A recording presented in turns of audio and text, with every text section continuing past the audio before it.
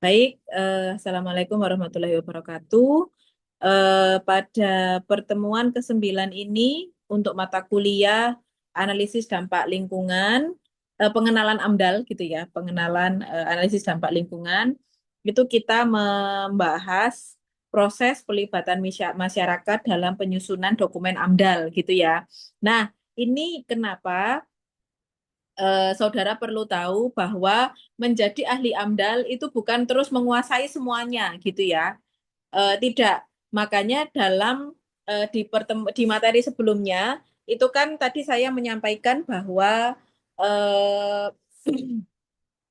dalam penyusunan AMDAL itu core-nya gitu ya, core-nya memang dari teknik lingkungan, tetapi untuk apa namanya, untuk membahas atau membah, mengkaji dampak-dampak lain, apakah itu dampak kesmas gitu ya, apakah itu dampak lingkungan, fisik kimia, sosial gitu, itu diperlukan tenaga ahli yang lain gitu ya. Nah, yang pertama dalam penyusunan dokumen AMDAL adalah proses pelibatan masyarakat. Kenapa, Bu? Kok masyarakat itu perlu dilibatkan gitu ya? Karena sesuai dengan pasal 26 Undang-Undang 32 2009 yang diamandemen oleh UU 11 tahun 2020 yang ini Cipta Kerja. Yang pertama adalah dalam penyusunan dokumen AMDAL itu harus wajib melibatkan masyarakat gitu ya. Karena sakjane kalau seandainya usaha dan atau kegiatan itu berlangsung, yang merasakan dampak langsung itu adalah masyarakat di sekitar lokasi kegiatan, gitu ya. Yang merasakan itu tidak hanya lingkungan saja, alam saja, tetapi juga masyarakat, gitu. Nah, ketentuan lebih lanjut mengenai proses pelibatan masyarakat diatur dalam PP.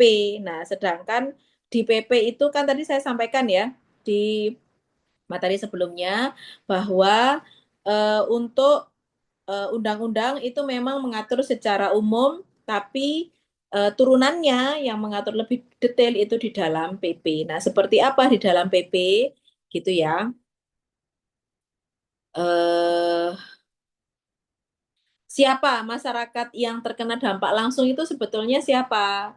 Gitu. Apakah masyarakat yang berada di sekitar lokasi kegiatan ataukah seperti apa gitu ya? Dan kalau kita ngomong dampak di dalam dokumen AMDAL itu ada dampak positif dan atau dampak negatif gitu ya. Nah, di dalam pengkajian dokumen lingkungan ini harapannya dampak positif itu kita maksimalkan dan dampak negatif itu kita tekan gitu ya dengan adanya rencana usaha dan atau kegiatan ini gitu. Nah, kembali lagi kalau kita ngomong masyarakat yang terkena dampak langsung, itu sebetulnya siapa?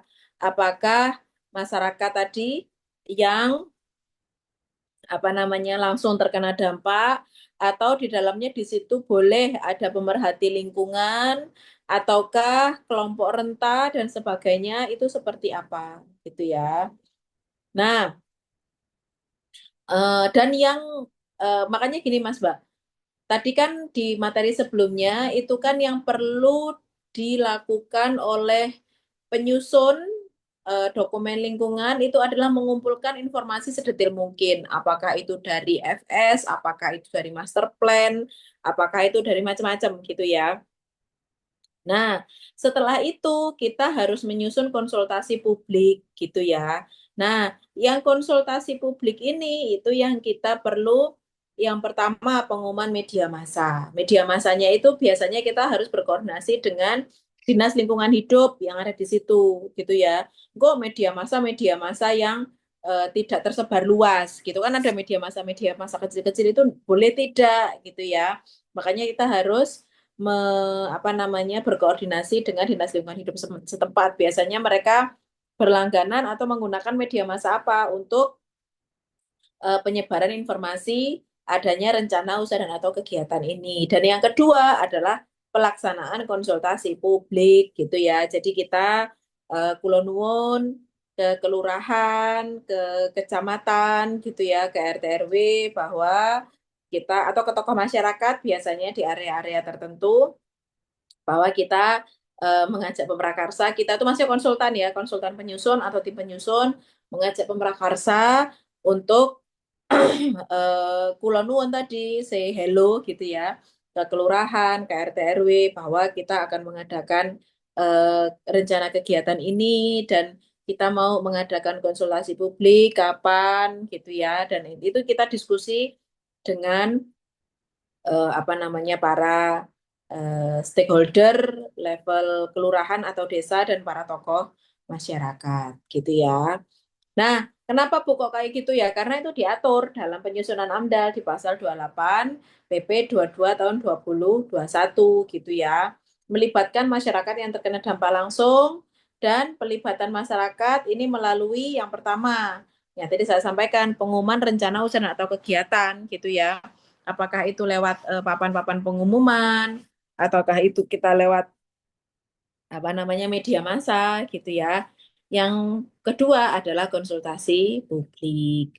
Nah, kemudian setelah kita tempel nih pengumuman rencana usaha atau kegiatan serta konsultasi publik, kemudian masyarakat yang terkena dampak langsung itu berhak mengajukan saran pendapat dan tanggapan terhadap rencana usaha atau kegiatan dalam jangka waktu 10 hari sejak pengumuman gitu ya.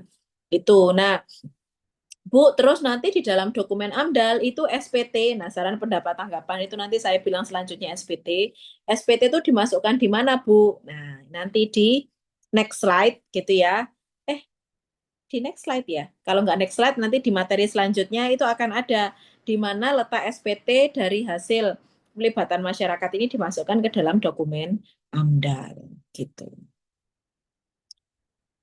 Dan SPT ini tidak boleh lewat apa namanya telepon gitu, tidak boleh, harus disampaikan secara tertulis karena itu menjadi bukti gitu ya bahwa oh masyarakat ini apa namanya eh, masyarakat ini merasa keberatan, merasa masyarakat ini merasa excited gitu dengan adanya itu disampaikan secara tertulis gitu ya.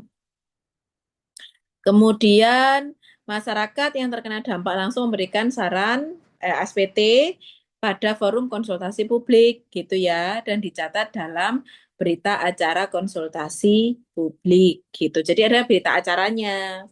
Jadi nanti ada perwakilan warga gitu ya.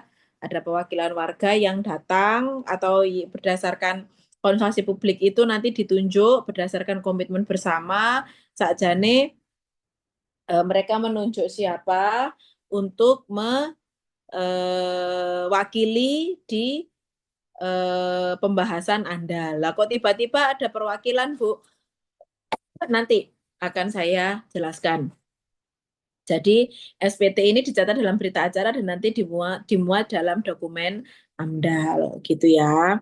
Pelibatan masyarakat terkena dampak langsung dilakukan sebelum penyusunan formulir kerangka acuan. Jadi kan tadi saya sampaikan ya bahwa SPT ini menjadi bagian dalam dokumen AMDAL itu maksudnya dimasukkan ke dalam dokumen kerangka acuan. Jadi sebelum menyusun formulir kerangka acuan ini itu perlu apa namanya perlu dilaksanakan konsultasi publik gitu ya. Kemudian nih di PP tahun 22 di PP nomor 22 tahun 2021 itu disampaikan bahwa konsultasi publik ini di yang diundang adalah masyarakat yang terkena dampak langsung dan mereka memiliki hak untuk menyampaikan SPT terhadap rencana usaha dan atau kegiatan gitu ya.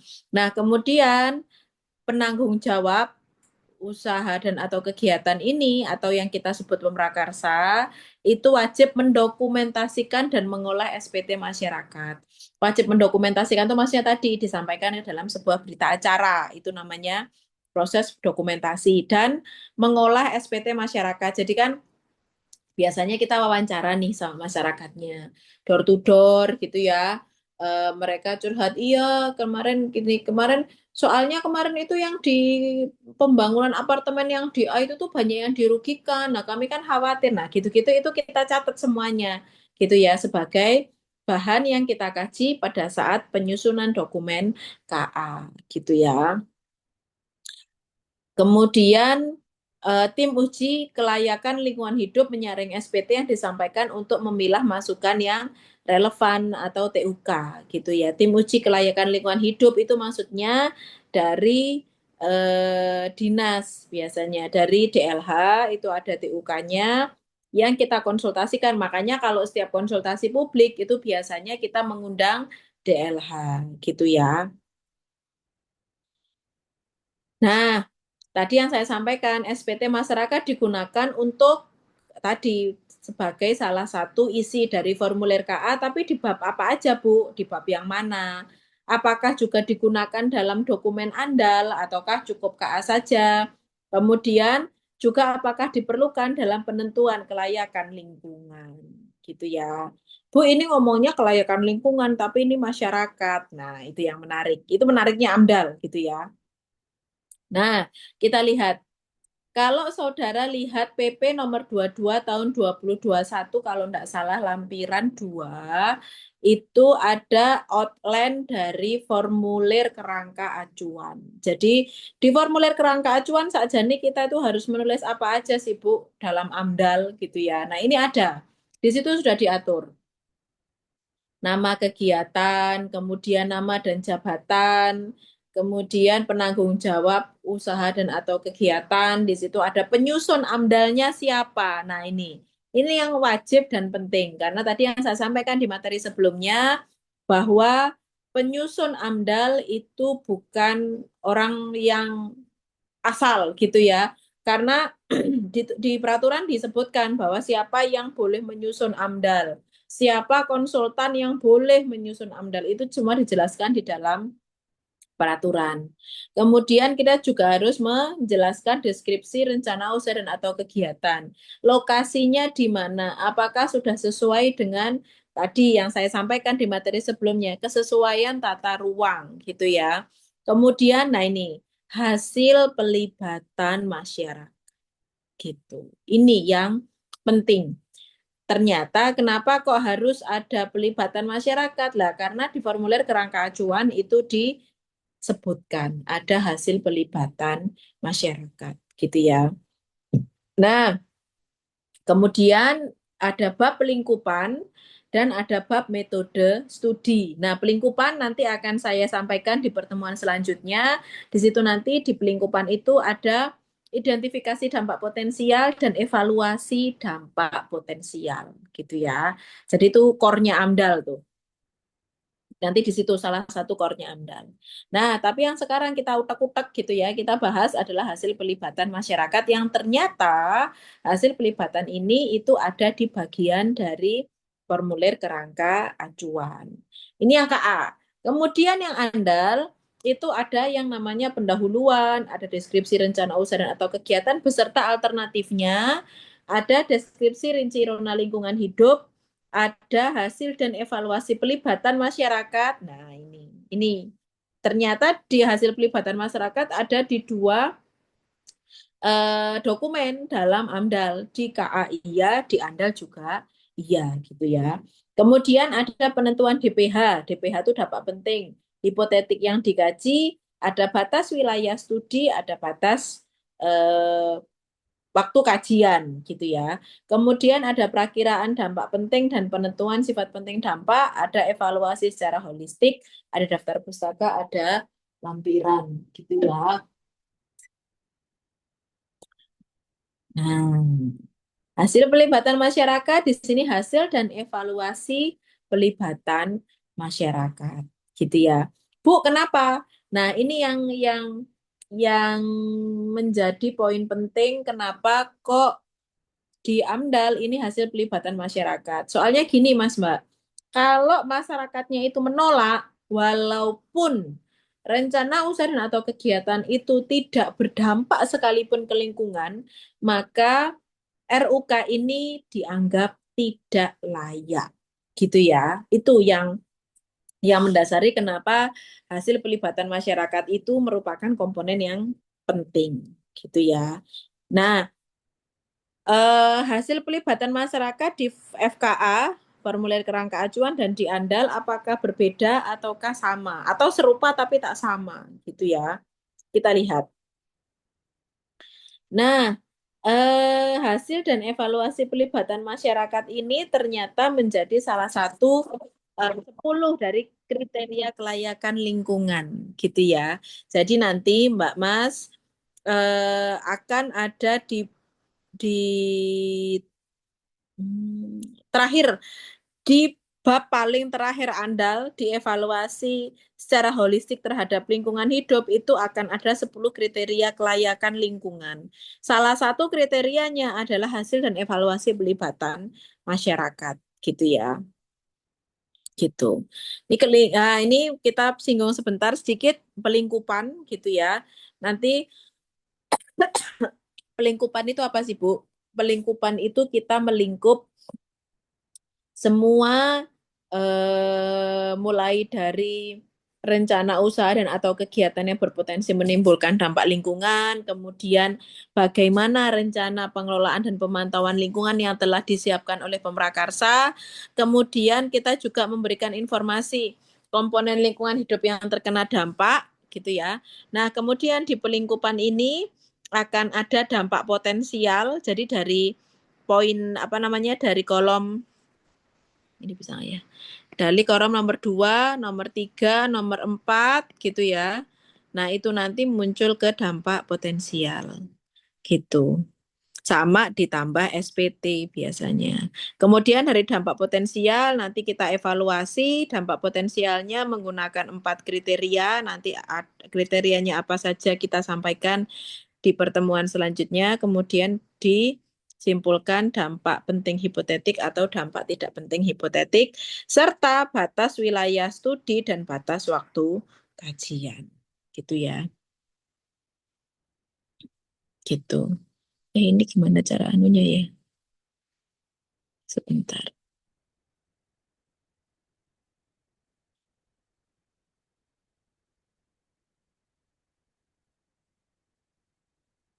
Oke, itu ya. Jadi, hasil pelibatan masyarakat untuk melakukan pelingkupan terhadap dampak ekonomi, budaya, kesehatan, sosial, ekonomi, budaya, dan kesehatan masyarakat. Gitu. Kemudian penggunaan hasil pelibatan masyarakat dalam penentuan DPH di Andal. Kalau yang ini sama ya. Nah, kalau ini itu kita di KA gitu ya. Kalau ini di Andal. Di Andal kita punya kriteria yang tadi saya sampaikan. Kapan Bu dampak potensial itu bisa menjadi DPH? Apakah semua dampak potensial menjadi dampak penting hipotetik? Tidak, gitu ya. Tidak. Jadi ada dampak potensial yang nih. Jadi ada dampak penting hipotetik, dampak penting DTPH, dampak tidak penting hipotetik dan dampak tidak penting tapi yang perlu dikelola dan dipantau gitu ya. Berdasarkan apa? Berdasarkan 4 kriteria ini. 4 kriteria. Ini ada 4 kriteria. Yang pertama, besaran rencana usaha dan atau kegiatan yang menyebabkan dampak tersebut eh, menang apa namanya rencana pengelolaan lingkungan awal yang menjadi bagian dari RUK untuk menanggulangi dampak. Apakah kondisi lingkungan yang ada termasuk kemampuan mendukung usaha atau kegiatan tersebut atau tidak? Daya tampungnya itu mampu atau tidak gitu ya. Terus habis itu pengaruh RUK terhadap kondisi RUK lain di sekitar lokasi RUK atau sebaliknya, serta intensitas perhatian masyarakat. Nah, ini baik harapan atau kekhawatiran. Jadi, kenapa kok pelibatan masyarakat itu perlu ya? Karena menjadi salah satu kriteria di evaluasi dampak potensial, gitu ya. Kriteria kelayakan tadi. Nah, ini yang kriteria kelayakan 10 tadi, Mas Mbak.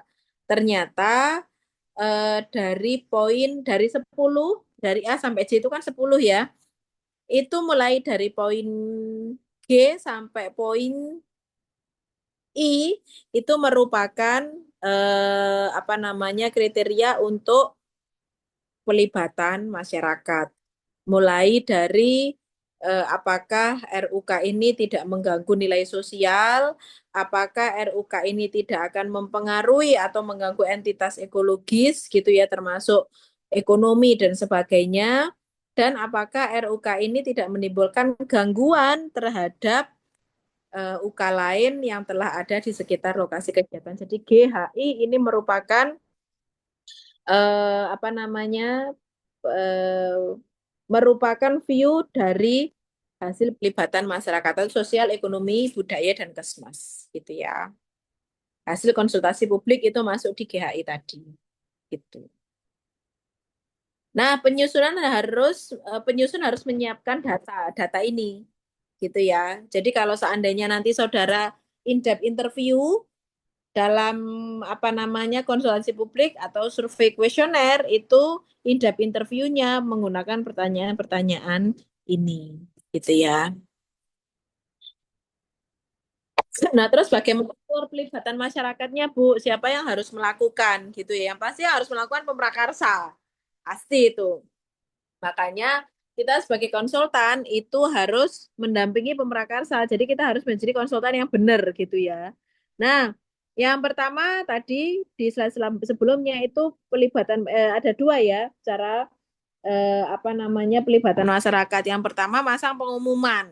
Apakah itu pengumuman media massa atau yang lain-lain gitu ya.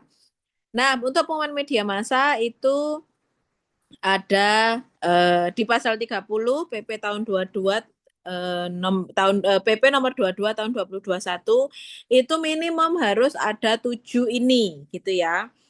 Nama nama dan alamat pemrakarsa, jenis rencana usaha dan atau kegiatan, skala besaran RUK, lokasi di mana dampak potensial plus minus yang mungkin timbul itu disampaikan di situ, tanggal diumumkan dan batas waktu gitu ya, sama alamat penerima atau kontak person gitu ya, kontak personnya siapa saja gitu. Kemudian pengumuman di tempat masyarakat, apakah itu di kantor kelurahan, kantor DLH, lokasi proyek gitu ya, dan pengumuman media massa yang tadi saya sampaikan. Kemudian Sekretariat TUK, tim uji kelayakan yang tadi saya sampaikan gitu ya. Terus kemudian pemerhati masyarakat yang berkepentingan gitu. TUK tadi siapa Bu? Ada dinas, ada masyarakat, pemerhati lingkungan gitu ya. Di mana SPT-nya itu ditunggu begitu pengumuman itu ditempel kita tunggu selama 10 hari. Apakah ada yang memberikan apa namanya masukan SPT gitu ya, saran, pendapat, tanggapan dari masyarakat, kemudian disampaikan ke pemrakarsa gitu. Kemudian kita juga perlu koordinasi dengan tokoh masyarakat atau dengan instansi terkait, biasanya dalam hal ini itu Dinas Lingkungan Hidup Kabupaten atau Kota, terus juga mengundang masyarakat terkena dampak langsung gitu ya. Jadi kita konsultasi publik gitu ceritanya.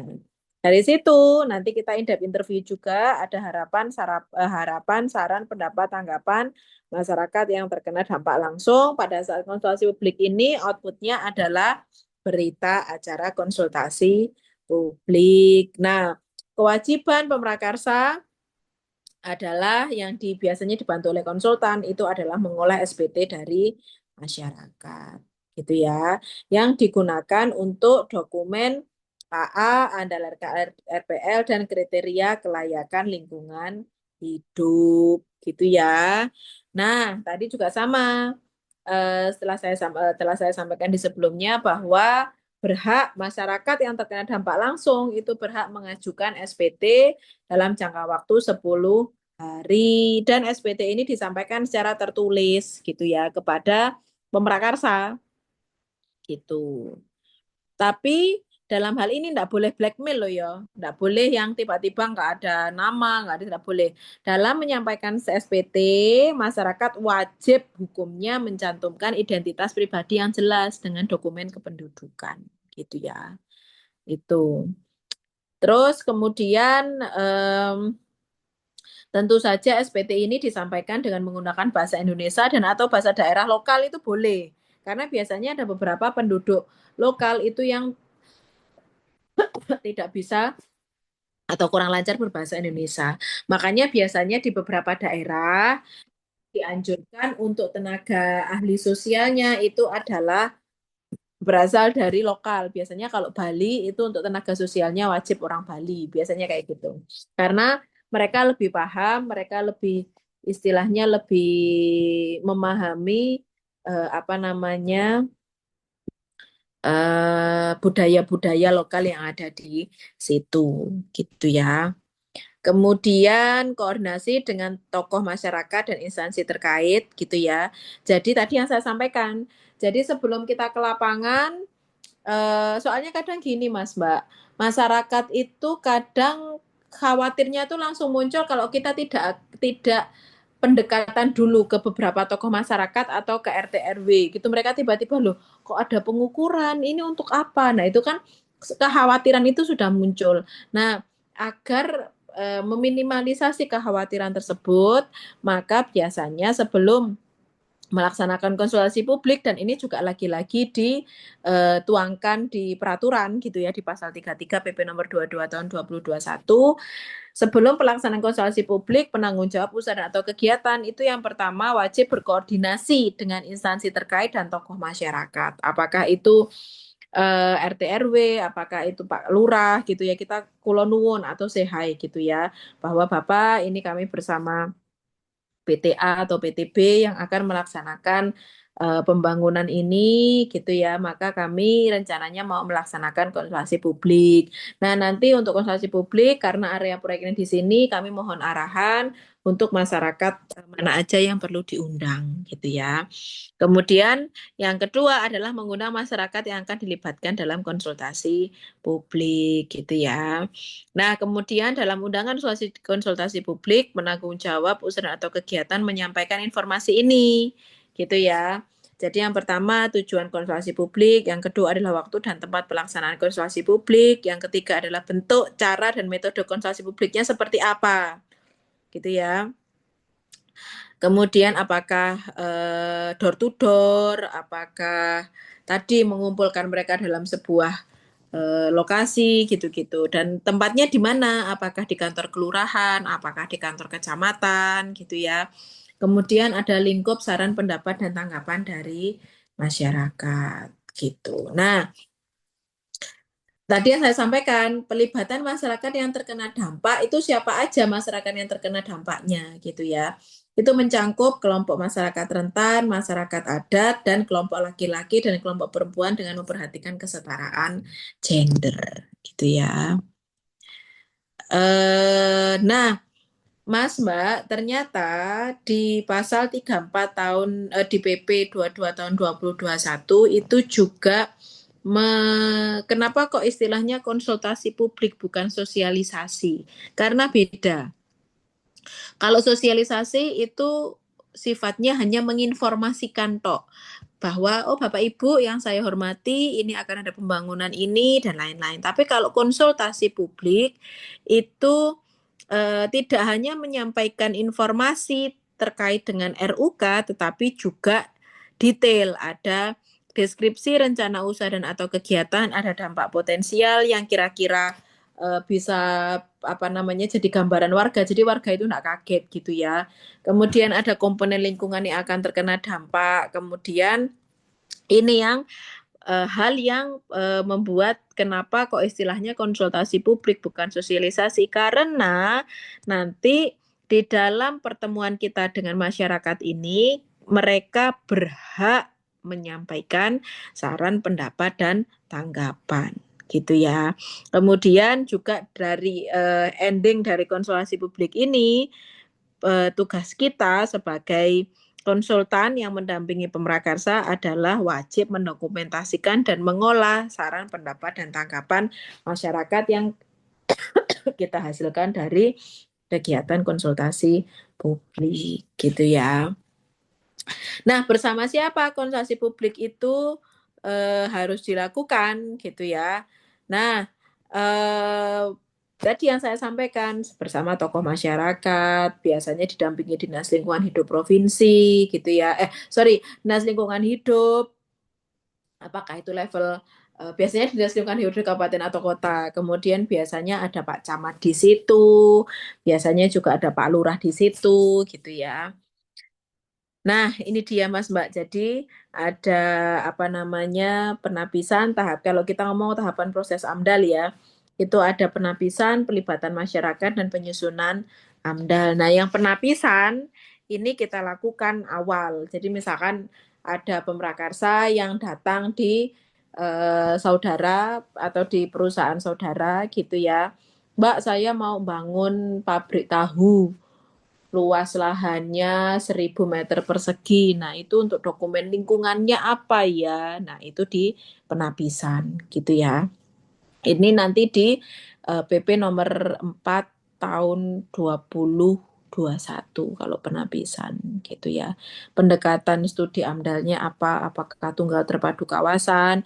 Terus kewenangan penerbitan, ayo tadi yang di slide sebelumnya, di materi sebelumnya, kewenangan penerbitan apa namanya perizinan berusahanya apa gitu ya, di mana, apakah itu di level kabupaten, provinsi, ataukah kementerian. Kemudian TUK-nya di mana gitu ya. Nah, kemudian setelah penapisan, oke, wajib AMDAL. Oke, kalau wajib AMDAL berarti kita perlu perlu konsultasi publik gitu ya. Pelibatan masyarakat, mulai dari pengumuman, koordinasi, mengundang masyarakat, konsultasi publik, dan pengolahan data. Kemudian baru menyusun AMDAL. Gitu ya. Makanya ini tahapan proses AMDAL dan letak kenapa kok kita perlu melibatkan masyarakat. Itu. Karena pelibatan masyarakat ini seperti yang tadi saya sampaikan perlu diisi di dalam di pengisian formulir KA sama penyusunan AMDAL RKL RPL gitu ya. Nah, kenapa kok juga perlu apa namanya masyarakat, siapa yang harus menyusun AMDAL, apakah ada persyaratannya gitu ya. Karena tadi yang saya sampaikan di awal materi awal bahwa dalam dokumen AMDAL ini yang perlu menyusun AMDAL adalah pemrakarsa dengan melibatkan masyarakat. Tapi apa namanya berdasarkan UU 11 tahun 2021 dalam penyusunan dokumen AMDAL pemrakarsa dapat menunjuk pihak lain. Nah, pihak lain ini adalah konsultan gitu ya. Penanggung jawab urusan atau kegiatan dalam menyusun AMDAL dapat dilakukan sendiri atau menunjuk pihak lain dalam hal tidak mampu. Jadi kalau seandainya kok kayaknya ribet ya nyusun AMDAL ini, ya sudahlah saya tak menunjuk orang lain. Nah, itu maksudnya menunjuk konsultan gitu ya. Gitu. Nah, ini Mas Mbak, persyaratan penyusun AMDAL gitu ya. Siapa yang boleh menyusun AMDAL gitu. Penyusun AMDAL memiliki sertifikat kompetensi penyusun AMDAL gitu ya. Dan ketentuan lebih lanjut mengenai sertifikasi dan kriteria kompetensi penyusun AMDAL diatur oleh PP, yaitu PP 22 tahun 2020 pasal 67. Jadi penyusun AMDAL dilaksanakan oleh tim ya, bukan perorangan. Karena tadi yang saya sampaikan, karena yang dikaji dalam AMDAL itu sangat banyak gitu ya. Sangat banyak, ada fisik, kimia, biologi, sosek, Puskesmas gitu ya. Bahkan ada termasuk lalu lintas dan sebagainya. Makanya tidak cukup kalau hanya kita sebagai ketua itu tidak cukup.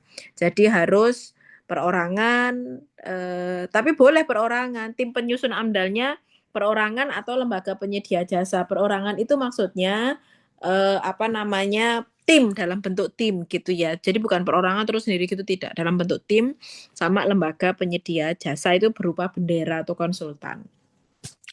Tim penyusun AMDAL terdiri dari ketua dan anggota. Ketua wajib memiliki sertifikasi kompetensi yang memenuhi standar kualifikasi ketua tim penyusun AMDAL dan ini poin nomor 4 diatur oleh Kementerian Lingkungan Hidup gitu ya.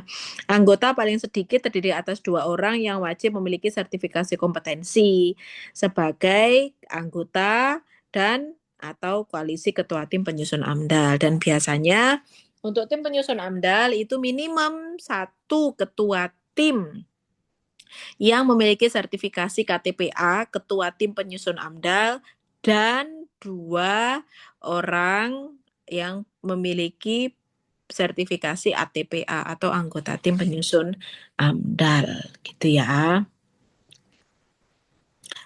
Nah, nanti ini bisa saudara baca siapa Bu lembaga pelatihan kompetensi atau lembaga sertifikasi kompetensi yang boleh menyusun itu yang ketentuannya seperti apa itu nanti saudara baca. Gitu ya. Nah, ini tadi kenapa harus melibatkan masyarakat seperti yang tadi saya sampaikan bahwa ketentuan ini diatur oleh PP gitu ya, PP 22 tahun 2021 pasal 23 gitu. Nah, mungkin ini untuk materi pertemuan yang ke-9 gitu ya.